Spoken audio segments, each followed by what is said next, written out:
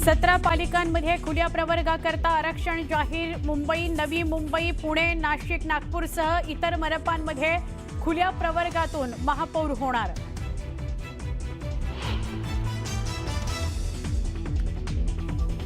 मुंबई महापालिका महापौरपद सर्वसाधारण महिला प्रवर्गाकरता राखीव। मुंबईत महिला महापौर होणार।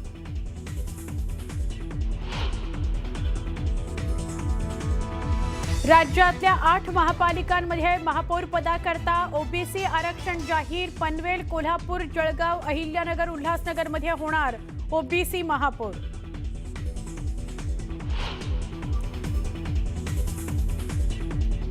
राज्यातल्या 3 महानगरपालिकांमध्ये एससी प्रवर्गाचं आरक्षण जाहीर। ठाणे, जालना, लातूरमध्ये होणार एससी महापौर।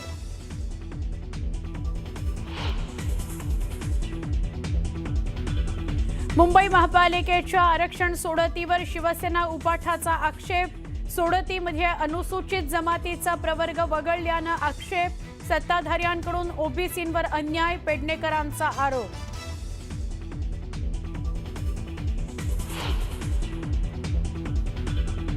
शिवसेना उबाठाचे आक्षेप कुठल्याही नियमाला धरून नव्हते। किशोरी पेडणेकरांच्या आरोपावर राज्यमंत्री माधुरी मिसाळ यांचं उत्तर, तर नियमानुसार सोडत जाहीर केल्याचा दावा।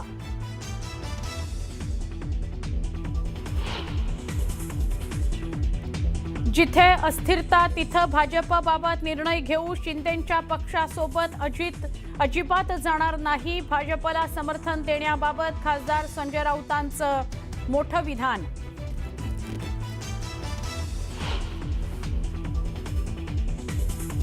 केडीएमसीमध्ये मनसेनं शिवसेनेला दिलेल्या पाठिंब्यावर उद्धव ठाकरे नाराज असल्याची माहिती। असा निर्णय घ्यायला नको होता, दिली प्रतिक्रिया।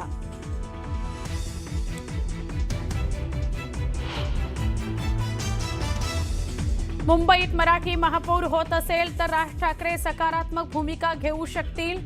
भाजपला पाठिंबा देण्यासंदर्भात बाळा नांदगावकरांचं सूचक विधान। वक्तव्यामुळे चर्चांना उधाण।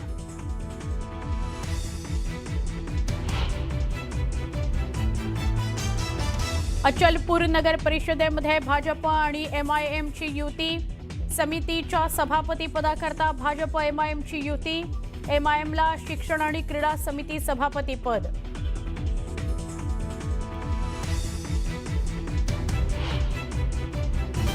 तर राज्यातल्या 29 महापालिकांमधली महापौर पदाकरताची आरक्षण सोडत निघाली, जाहीर झाली। नगरविकास राज्यमंत्री माधुरी मिसाळ यांच्या उपस्थितीमध्ये आरक्षण सोडत जाहीर करण्यात आली। 50% महिला आरक्षणाचा नियम लागू केल्यानं राज्यातील 15 महापालिकांवर महिला राज असणार आहे, तर 14 ठिकाणी सर्वसाधारण वर्गाला संधी मिळणार आहे। महिलांना असलेल्या 50% आरक्षणानुसार 4 महापालिकांमध्ये ओबीसी महिला आणि 9 महापालिकांमध्ये खुल्या प्रवर्गातील महिलांकरता आरक्षण लागू असल्यानं या ठिकाणी महिला महापौर होणार आहे। मुंबई, नवी मुंबई आणि पुण्यामध्ये महिला महापौर असणार आहे।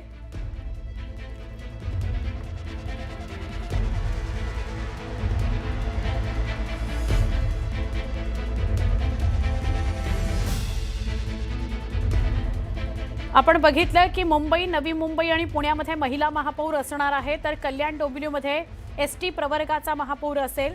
ठाणे, जालना आणि लातूरमध्ये एससी प्रवर्गाचा महापौर असेल। 29 महापालिकांकरता आरक्षणाची सोडत निघालेली आहे। 17 महापालिकांमध्ये खुल्या प्रवर्गाचं आरक्षण काढण्यात आलंय। या 17 महापालिकांमध्ये कुठल्या महापालिका आहेत तर मुंबई, पुणे, धुळे, नवी मुंबई, नाशिक, नागपूर, नांदेड, मीरा भाईंदर या पालिकांचा समावेश आहे। तिथं महिला महापौर खुल्या प्रवर्गातला होणार आहे। या 8 पालिकांमध्ये सर्वसाधारण महिला प्रवर्गांकरता महापौर पद राखीव ठेवण्यात आलंय, तर अमरावती, छत्रपती संभाजीनगर, परभणी, मालेगाव, वसई, विरार, सांगली, सोलापूरमध्ये सर्वसाधारण प्रवर्गातील पुरुष महापौर होणार आहे। खुल्या प्रवर्गामध्ये सुद्धा कुठं पुरुष महापौर होईल आणि कुठं स्त्री म्हणजेच महिला महापौर होईल याचं सुद्धा बायफर्गेशन आपण टीव्ही स्क्रीनवर बघता आहात। कल्याण, डोंबिवली, भिवंडी, निजामपूर, ठाणे आणि जालना या पालिकांचं सुद्धा आरक्षण जाहीर झालं। जालना आणि लातूरचं महापौर पद अनुसूचित जाती महिलांकरता राखीव ठेवण्यात आलेलं आहे। तर ठाणे कल्याण डोंबिवलीचं महापौरपद अनुसूचित जमाती करता राखीव ठेवण्यात आलेलं आहे। महिला किंवा पुरुष कोणीही महापौर होऊ शकतात।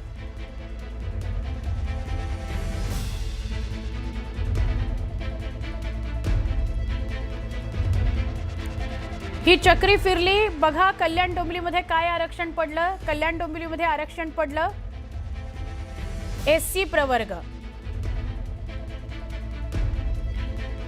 ठाण्यामध्ये काय आरक्षण पडलं? ही चक्री फिरली आणि ठाण्यामध्ये आरक्षण पडलं एससी प्रवर्ग। महिला पुरुष कोणी महापौर होऊ शकतं।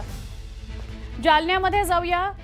जालन्यामध्ये सुद्धा चक्री फिरली आणि एससी प्रवर्ग महिला असं आरक्षण पडलं। लातूरमध्ये सुद्धा चक्र फिरलं आणि चक्र फिरल्यानंतर एससी प्रवर्ग महिला असं आरक्षण पडलं। राज्यातील 8 महापालिकांमध्ये ओबीसी महापौर होणार आहे। या 8 महापालिका कुठल्या? तर जळगाव, अकोला, अहिल्यानगर, चंद्रपूर या सगळ्या ठिकाणी महापौरपद हे ओबीसी महिला प्रवर्गाकरता राखीव ठेवण्यात आलेलं आहे। तर पनवेल, उल्हासनगर, कोल्हापूर आणि इचलकरंजीचं महापौरपद ओबीसी प्रवर्गाकरता राखीव ठेवण्यात आलेलं आहे। ही चक्री फिरली आणि पनवेलचं आरक्षण निघालं ओबीसी प्रवर्गाकरता। त्यानंतर इचलकरंजी आरक्षण निघालं ओबीसी प्रवर्गाकरता। लगेच बघूया चंद्रपूर। चंद्रपूरमध्ये सुद्धा आरक्षण निघालं ओबीसी प्रवर्गाकरता। महिला किंवा ओबीसी प्रवर्ग महिला असं आरक्षण चंद्रपूरमध्ये पडलं। आणि जळगावचं बघूया आता। जळगावमध्ये चक्री फिरली आणि ओबीसी प्रवर्ग महिला असं आरक्षण पडलेलं आहे। आता बघूया अकोला। अकोल्यामध्ये ओबीसी प्रवर्ग महिला असं आरक्षण पडलं। अहिल्यानगर मधलं चित्र काय आहे ह्या चक्रीच्या माध्यमातून बघूया। ओबीसी प्रवर्ग महिला असं आरक्षण पडलं, म्हणजे ओबीसी प्रवर्गातली महिला ही महापौर होणार। कोल्हापुरामध्ये चक्र फिरल्यानंतर ओबीसी प्रवर्गातला महापौर होणार। स्त्री किंवा पुरुष कोणीही चालेल असं समोर आलंय। तर उल्हासनगरमध्ये ओबीसी प्रवर्ग असं आरक्षण पडलं। ओबीसी प्रवर्गातला स्त्री किंवा पुरुष कोणीही महापौर होऊ शकतं उल्हासनगरमध्ये सुद्धा। मुंबईचं महापौरपद हे सर्वसाधारण गटातल्या महिला प्रवर्गाकरता आरक्षित करण्यात आलेलं आहे। भाजपकडून महापौरपदाचे दावेदार कोण आहेत यावर एक नजर टाकूया।